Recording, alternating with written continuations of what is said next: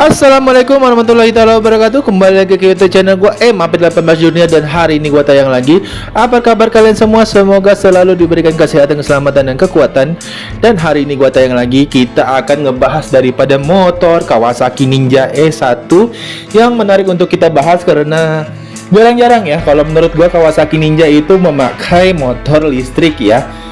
Jadi bahan bakar biasanya itu gue bisa bilang banyak yang memakai Pertalite. Dulu ada juga yang memakai solar. Nggak juga sih, bercanda deh.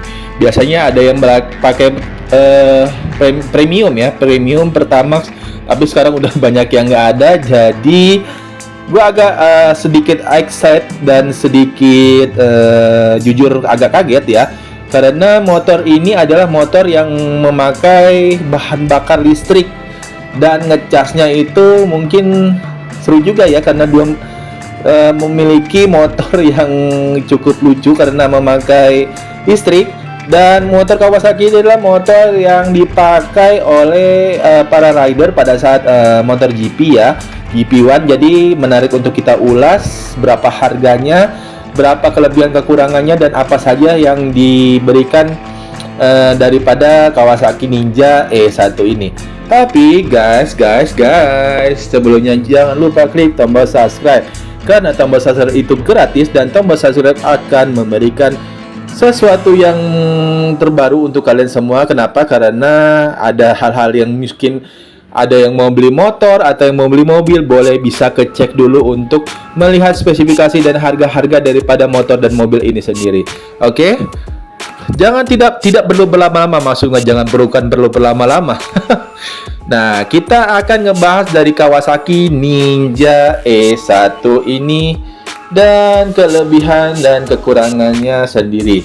Kayaknya gue akan ngebahas dulu kelebihan kekurangannya, karena nanti kalian akan melihat kelebihan dan kekurangan kenapa nih gue bisa beli, kenapa nih gue harus beli daripada motor ini. Dan inilah saatnya untuk gue memberitahu kalian semua ya. Tidak perlu lama-lama, langsung saja kita ke penjelasan dari motor ini. Apa kelebihan dan kekurangan Kawasaki Ninja E1 ya? Kekurangannya mungkin bisa dilihat dari quality controlnya masih kurang.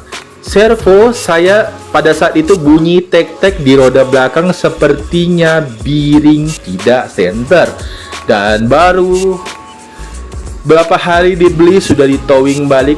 3 pengguna mengalami hal yang sama kelebihannya, dan sejauh ini dealer masih bertanggung jawab walaupun masih belum ada kabar kapan diselesai perbaiki sampai saat ini. Mungkin kalau misalnya gue lihat ini adalah beberapa komentar daripada yang sudah membeli ya. Jadi kalau misalnya itu memang ada kecocokan atau tidak kecocokan untuk pada kalian semua. Tapi dari segi dealernya ini, dealernya bertanggung jawab, sangat bertanggung jawab guys. Kenapa dia membeli, kalian membeli, bila mana kalian tidak menyukainya bisa diganti dengan, mungkin bisa dengan motor tetap Kawasaki tapi dengan versi yang lain dan mungkin pertambahan ya. Lanjut, roda belakang bunyi tek-tek, kemungkinan miringnya tidak center ya. Nah, mungkin seperti itu. Dan berapa harga Ninja E1 ini sendiri adalah di OTR-nya adalah Jakarta ada 149 juta, 149,9 juta ya. Berapa cc? Nah, cc-nya ini sendiri diluncurkan dengan tenaga sport ya. Jadi motor ini memiliki tenaga sporty. Jadi menarik untuk dipakai untuk laki-laki.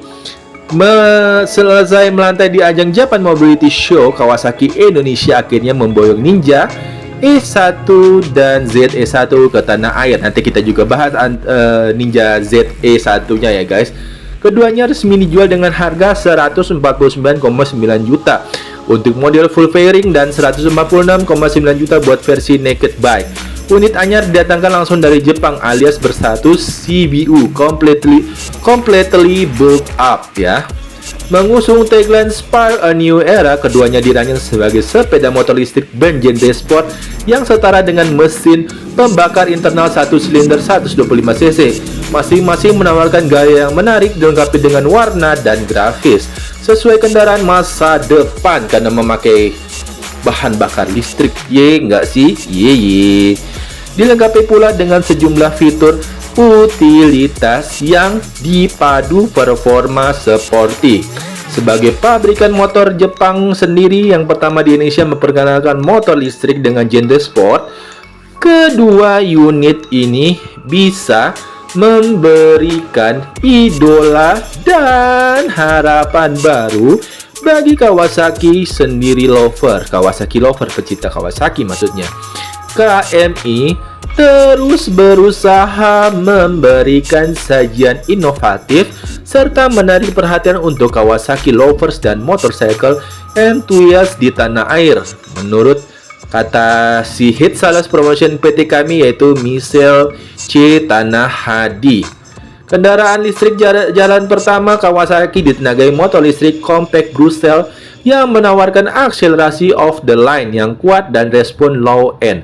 Tingkat tenaga yang dapat dipilih berkontribusi pada kepercayaan diri si pengendara.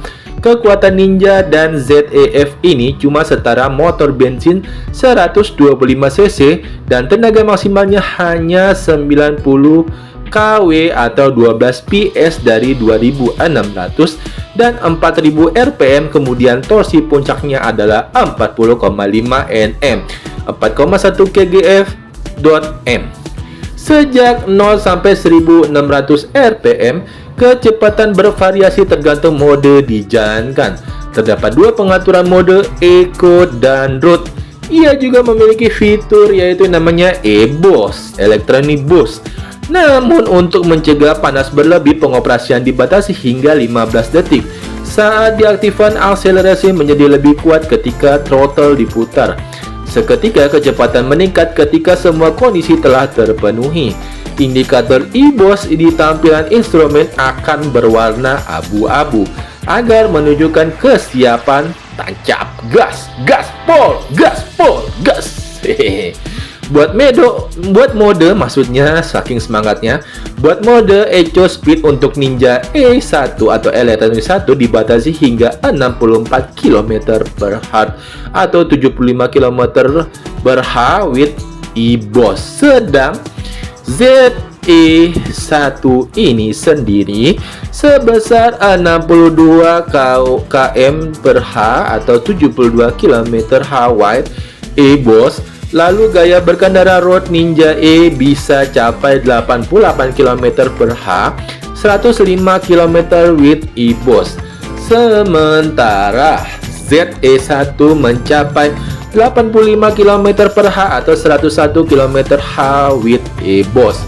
Semua tenaganya berasal dihasilkan dari permanen magnet sinkronus motor dan disokong lithium ion baterai pack. Nominal voltage mencapai 50,4 volt dan berat baterai 11,5 kg per pack. Untuk mengisi dari 0 hingga penuh butuh waktu tempo 3,7 jam, 3 jam 7 menit maksudnya. Kalau konsumennya menggunakan double pack, artinya waktu pengenyasan dikalikan 2, bisa 6 jam. 6 jam setengah. Ada 3 opsi pilihan pengisian daya, di antaranya charging secara langsung tanpa charging dock, baterai dilepas, charging dengan charging dock, baterai dilepas, dan charging dengan baterai terpasang di tempatnya atau off-board charger.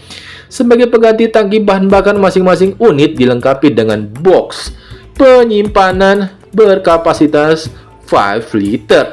Letaknya tepat berada di atas baterai, bisa untuk menyimpan barang-barang kecil seperti sarung tangan dan perlengkapan hujan.